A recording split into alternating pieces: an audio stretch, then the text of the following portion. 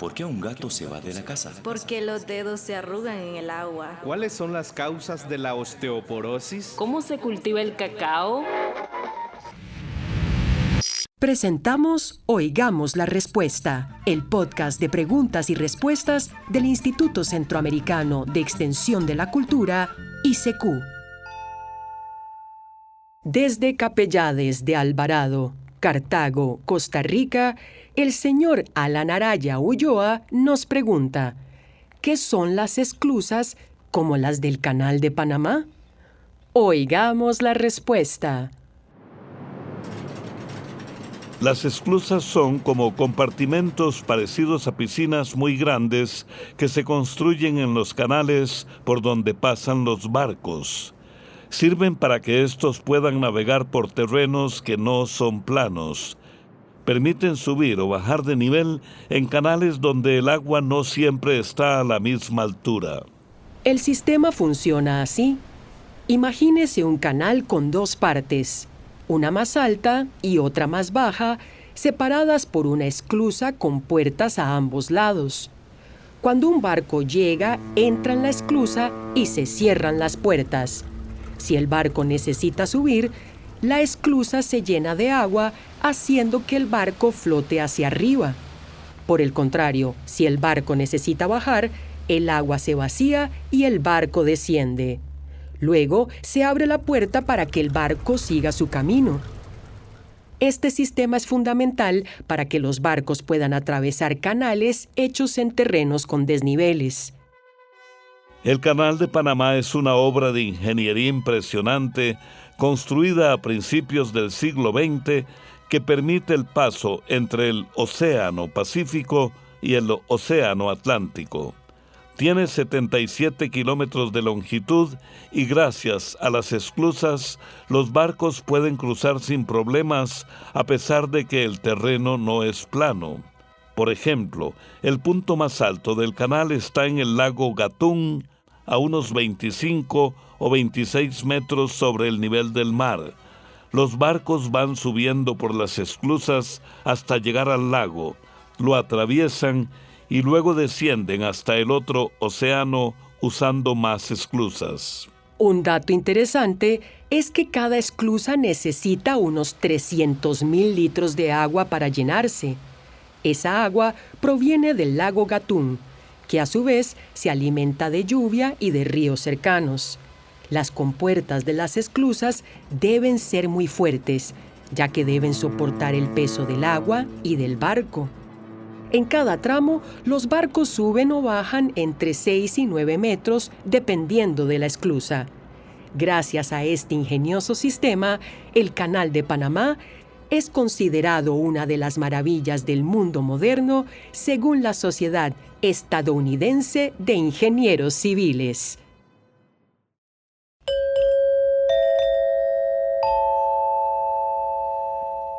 Desde Guadalupe, en San José, Costa Rica, la señora Mileni Cordero García pregunta: ¿por qué dejaron de usarse los termómetros de mercurio? Oigamos la respuesta.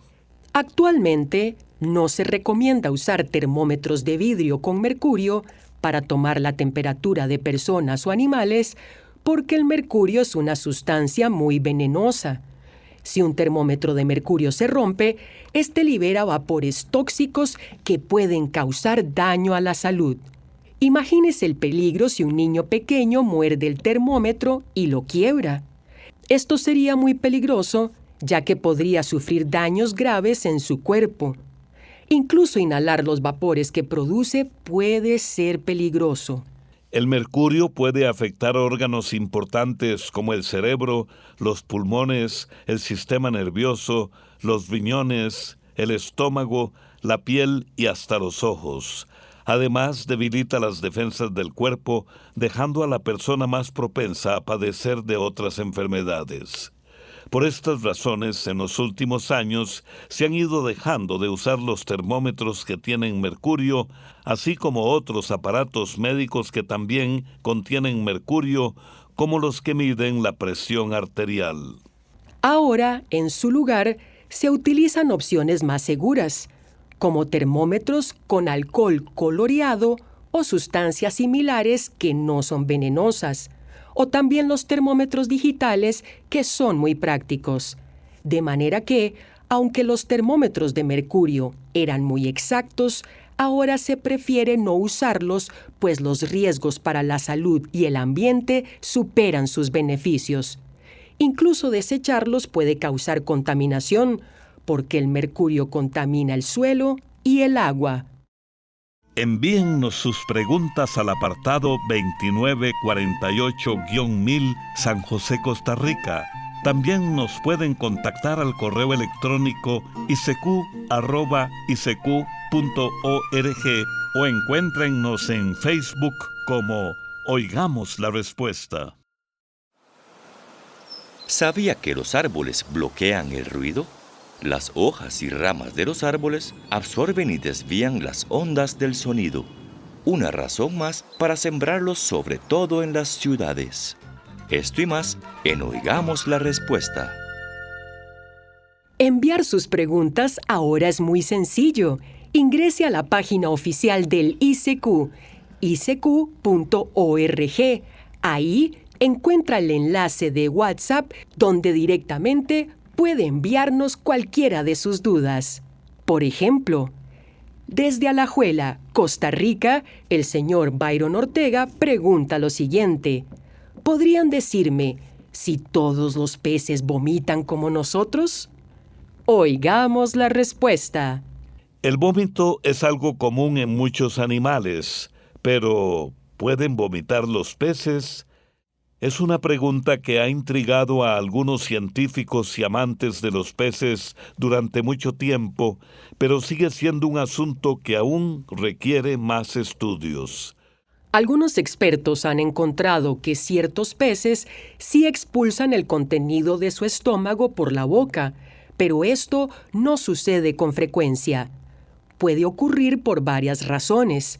Si consumen alimentos en mal estado, si tienen parásitos o infecciones en su sistema digestivo, o incluso si entran en contacto con sustancias tóxicas en el agua. Los peces también vomitan cuando están estresados. Por ejemplo, pescadores han observado que los tiburones vomitan lo que tienen en sus estómagos cuando se sienten atrapados. Por otro lado, si usted tiene peces y ve que algún pez escupe comida, esto no necesariamente es vómito. Los peces en acuarios a veces comen más de lo necesario para evitar que otros se lleven el alimento y luego lo escupen. Este comportamiento es normal y distinto al vómito, que sí puede requerir atención o tratamiento de un veterinario especializado en peces.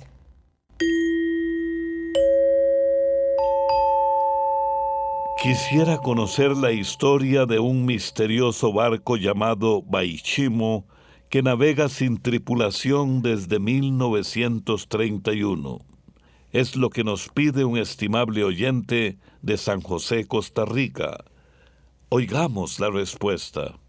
El Baichimo fue un barco de vapor de casco de acero construido en 1914. Fue diseñado para navegar por las heladas aguas del Ártico, cercanas al Polo Norte, que suelen congelarse durante el invierno.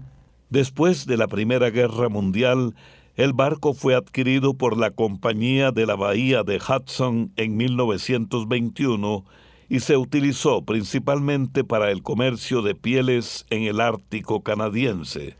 Sin embargo, ni su sólida estructura ni su experimentada tripulación pudieron salvarlo de las extremas condiciones climatológicas de la región. En septiembre de 1931, mientras navegaba, se levantó una ventisca terrible y el Baichimo quedó atrapado en el hielo cerca de la costa de Alaska. La tripulación intentó liberarlo, pero las condiciones empeoraron. Entonces pensaron que tendrían que esperar hasta que pasara el invierno para poder liberarlo, y finalmente bajaron del barco y acamparon en tierra. Pero un mes después llegó otra tormenta y cuando pasó descubrieron que el barco había desaparecido. Creyeron que se había hundido. Sin embargo, Después supieron que el barco había comenzado a navegar a la deriva por el Ártico. Durante las siguientes décadas se dice que fue visto atrapado en el hielo por cazadores inuit que viven en esa zona. Cuando la tripulación iba a buscarlo, nuevamente había desaparecido. Fue así como llegó a ser conocido como el barco fantasma. El último avistamiento registrado fue en 1969 y su destino final sigue siendo un misterio. Desde entonces no se ha vuelto a ver, a pesar de que se han organizado varias búsquedas.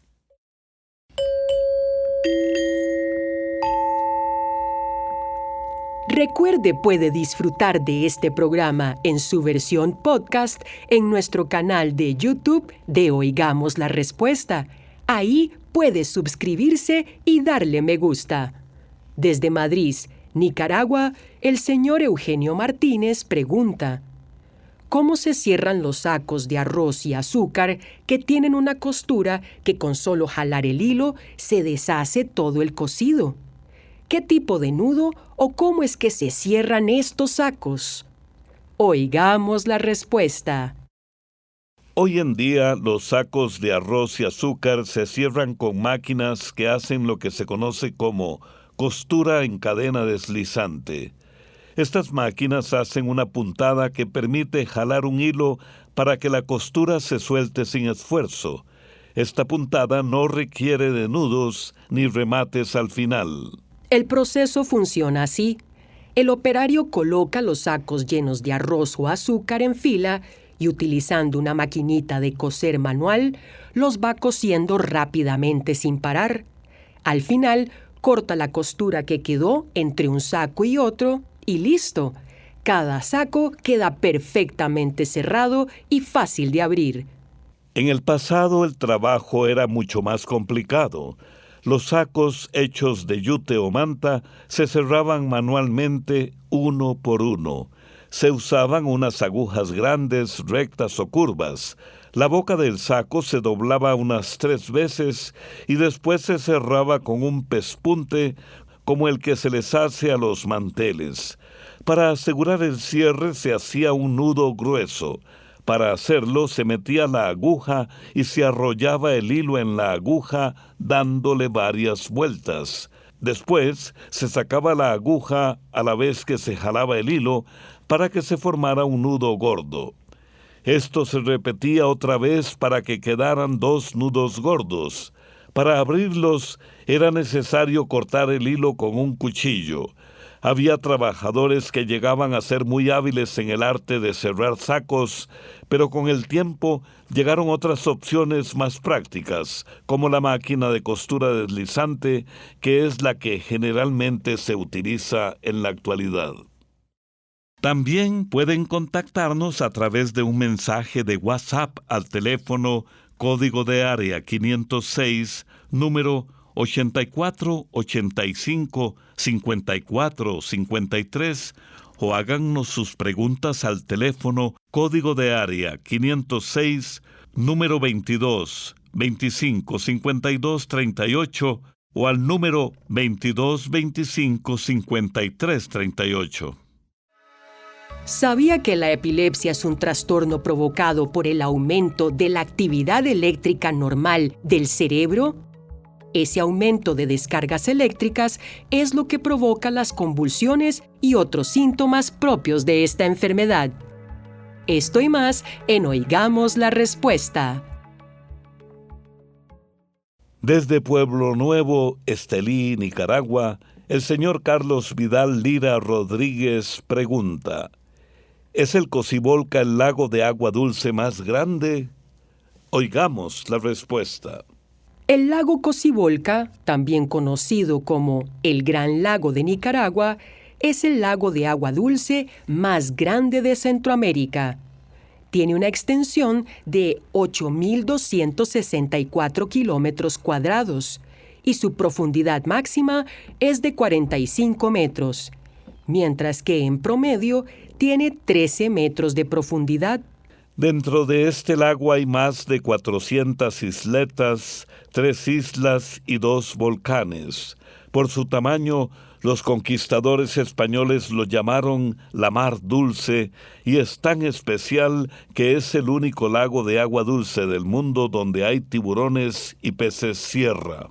Sin embargo, el lago de agua dulce más grande del mundo por superficie es el lago Superior, que se encuentra en América del Norte, entre Estados Unidos y Canadá.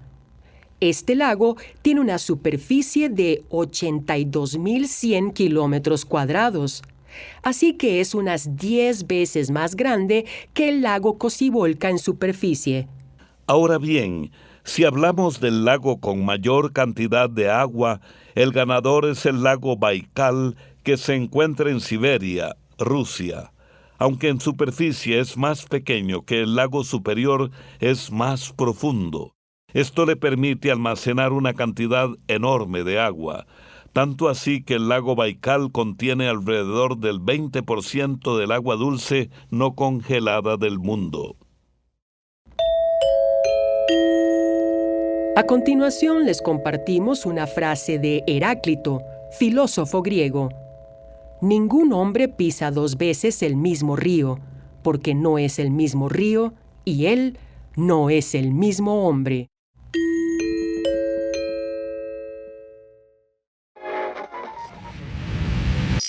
Esto fue Oigamos la Respuesta, el podcast de preguntas y respuestas del Instituto Centroamericano de Extensión de la Cultura, ICQ.